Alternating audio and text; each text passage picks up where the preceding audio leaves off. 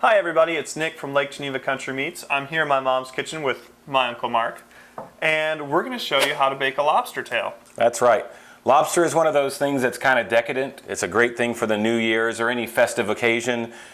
And the sad thing is people are scared of it. Like lobster tail, how do you do it? So we're going to show you how you do it. So very simple. First we're going to cut the lobster tail open to make the meat pop up and bake evenly. Okay, so what we're going to do is we're going to cut a V along the back, and then we'll break it open and pull the meat up. You can use a knife for this, and in fact, if you look online, often people will use a knife.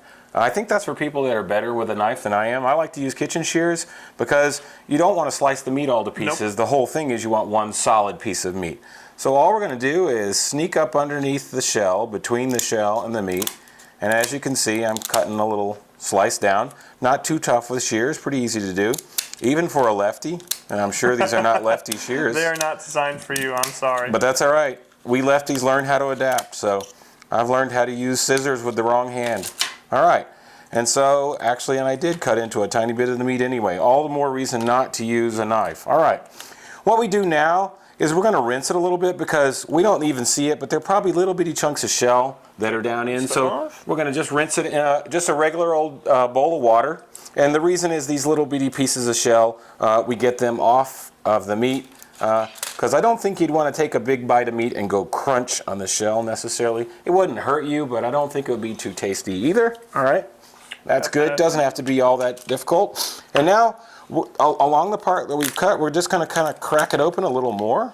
As you can see, I'm just kind of cracking it open. And that's going to help us when we reach in, and we're going to kind of separate the meat from the shell, from the tendons on the back of the shell. And then we're going to close the shell beneath the meat and then kind of lay it on top. So the idea here is the meat is raised above the shell like so, so that as it cooks, it's not down in the shell, hiding from the heat of the oven. Perfect. So next we're going to take just a little lemon juice, and we put a little pepper in it. We're going to just lightly pour it on top. And that's just add a little bit of flavor. Seafood always likes lemon. Last thing. And then a little pat of butter on top, and as that heats, that will soak down in and keep it nice and moist and yummy. Okay, now we're going to cook it at 400 degrees for a minute and a half per ounce. And this is probably about 6 ounces, I would say. Yep, so we're going to cook it about 10 minutes, and it'll be good to go. That's right. I'll take it on over. All right, it's been 10 minutes. The lobster is nice and white. The shell is red. Let's we're get ready it. to pull it out. Right. It smells like fish. Hey, it smells like lobster. As you know, if you've been watching, Nick doesn't like fish. Oh well. So, now, as you can see, this shell when we started was like a grayish color. It's now bright red.